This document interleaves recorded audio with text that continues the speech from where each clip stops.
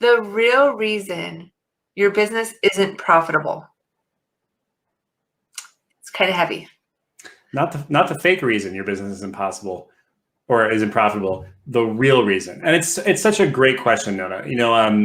The reason that we thought we would do this topic today and share it with the Six Figure Residential Interior Designers Group is because we talk to designers all day long, right? And one of the biggest challenges designers make or have is actually making profits in their business. Yeah. So just real quick, Nona, let's talk about the idea of profits in your business. Like maybe even before that, what's the number one priority of a business to begin with?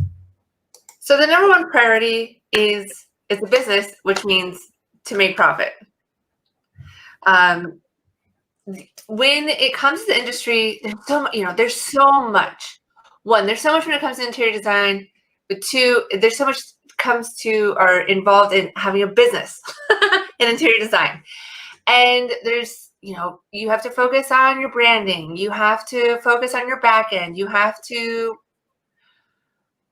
If your business is not making a profit,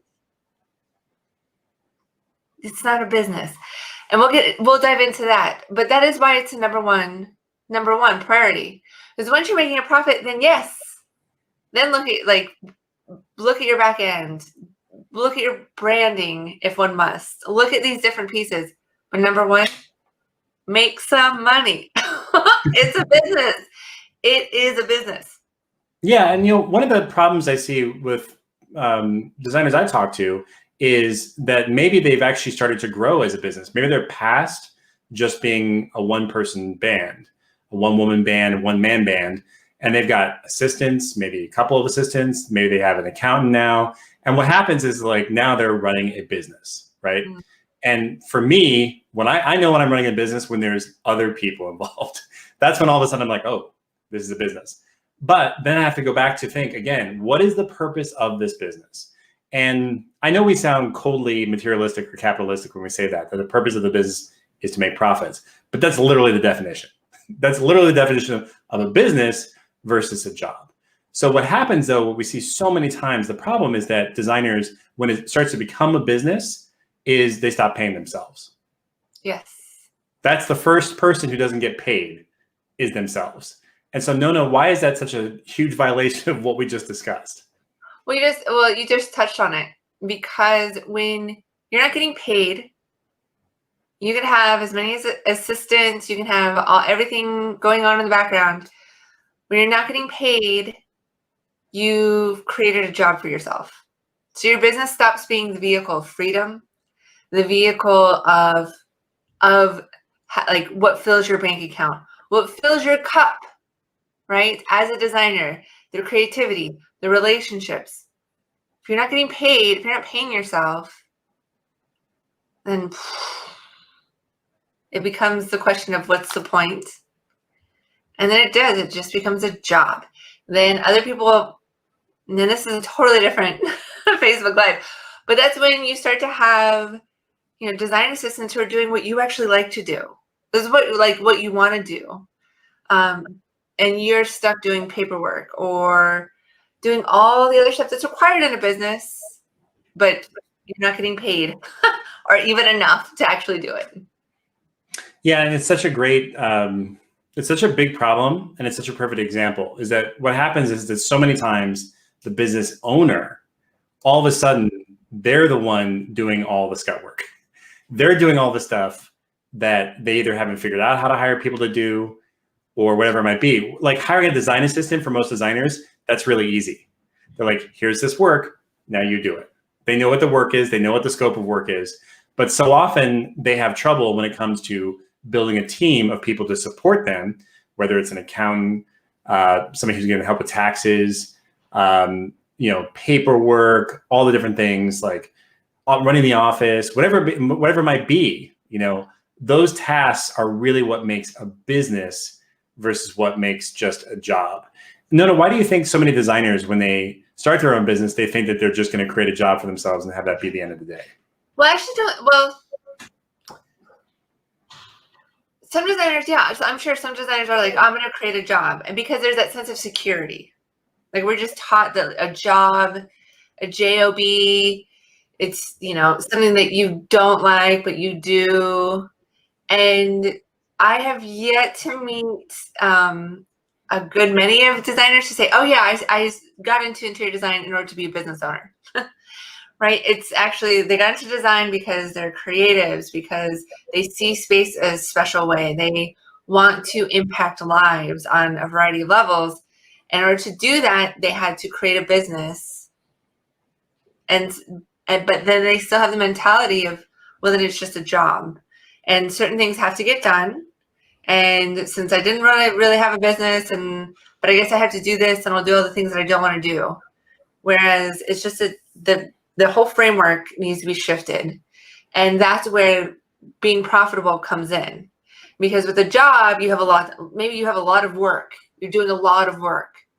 But if you're not getting paid, it doesn't matter. Yeah, it's so true. Because think about it, right? How long is your business going to last without you getting paid?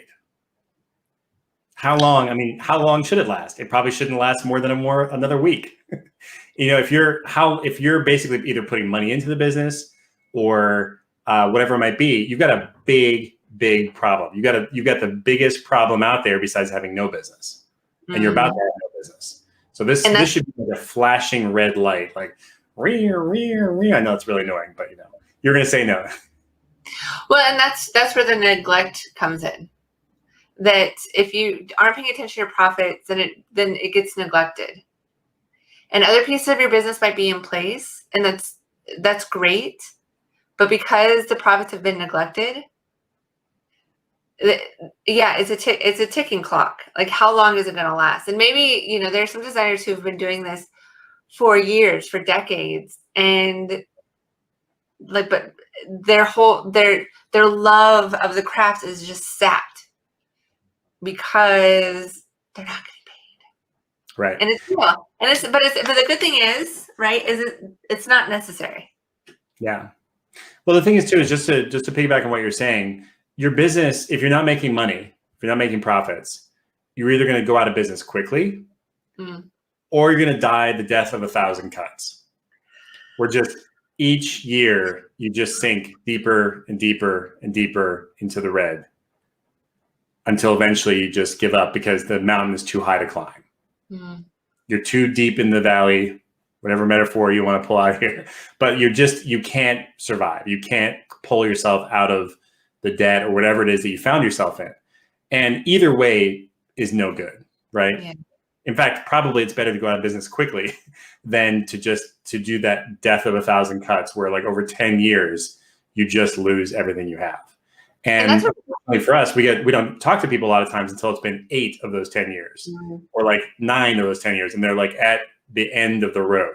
They're at the end of the line and they're desperate. And it's a completely avoidable situation.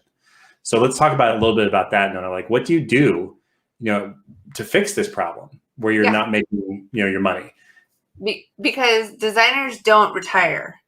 Like, your business may end, but you'll always, if you're an interior designer, you're a professional interior designer, you're always a designer. You don't turn it off. You're not able to turn it off.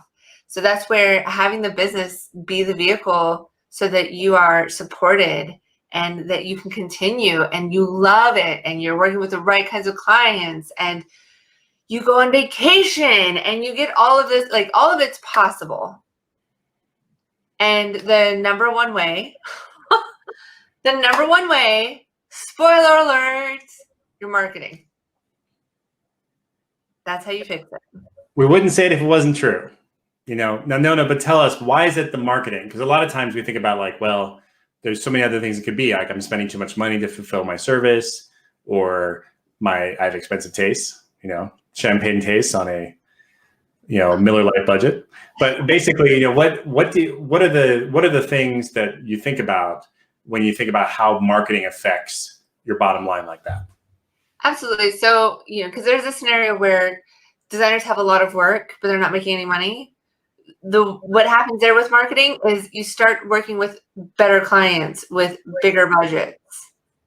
And that comes through marketing. And once you start doing that, then you get referrals from that area, or from that level, I should say, of those kinds of clients, with those kinds of projects, with those budgets. So the marketing solves the I'm super busy but not making any money element. When it comes to, I have clients and they're, but I'm paying all these people to do all the fulfillment and I'm stuck making no money. Well, by zeroing in on your marketing, by ensuring that your time is spent in the most efficient and effective way, so that anything that you're doing when it comes to your marketing, you know what to expect as a response, then your time management comes together. Then you're able to start working with,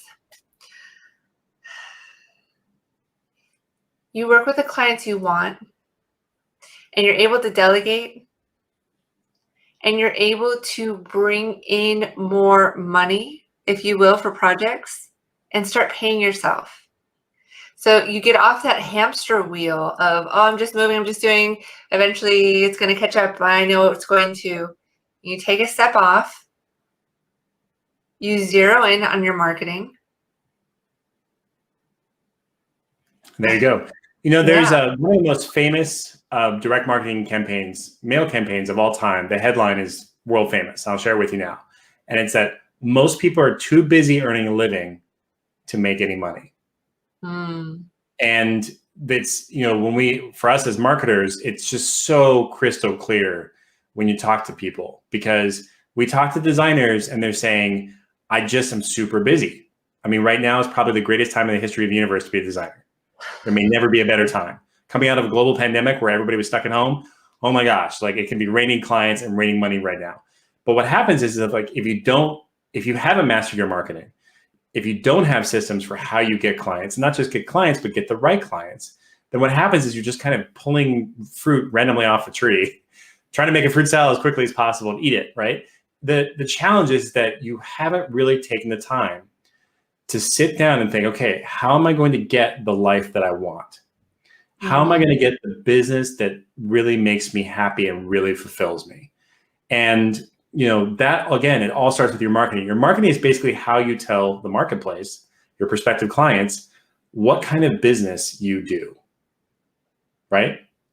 If you do whole home remodels, if you do new builds, and your marketing tells the world, hey, this is all that I do, then those onesie twosie little, kitchen bath renos or whatever combos, they're not going to happen for you. And that's okay, right? If you've discovered that that's what you really love. But you've got to actually start putting that energy out there to tell the world what it is you want. And what we see so many designers, the mistake that they make, the challenge that they have, is they're basically telling the world, like, I'll take anything that comes my way. Big, small, rich, poor, middle class, rural, urban, I don't care. I just need work, And that is, unfortunately, that's not intentional. That's not the thing that's going to move the needle into getting you the life that you want. So, Nona, talk some more about, how you fix this through marketing. What are some of the ways that happens? What do you mean? Help me understand that, your question. So, for so many designers, they start by just doing nothing, right? Or maybe they're doing a ton of different tactics. Like they're doing Instagram, they're doing Facebook, they're doing some posts on Thumbtack, or whatever it is that it might be. Like, what's the first step that people can take to actually start moving away from just random dispersion of energy towards some sort of idea that's going to help them get out of this rut and get to where they want to be? What's the thing that they need to identify first and foremost in their life? They need to make a plan. They need to create a strategic plan and an actionable plan when it comes to marketing, because it's possible. Like, there's so much out there about what to do. You do Instagram. Oh, there's conversation about TikTok now, which just make me want to simultaneously throw something against the wall and then hide at the same time. Going out and networking, updating your website, there are all these different pieces out there. And the number one thing to do is to create a plan and have it, again, be strategic and actionable. And when you have that clarity, then it's a matter of just taking steps towards it.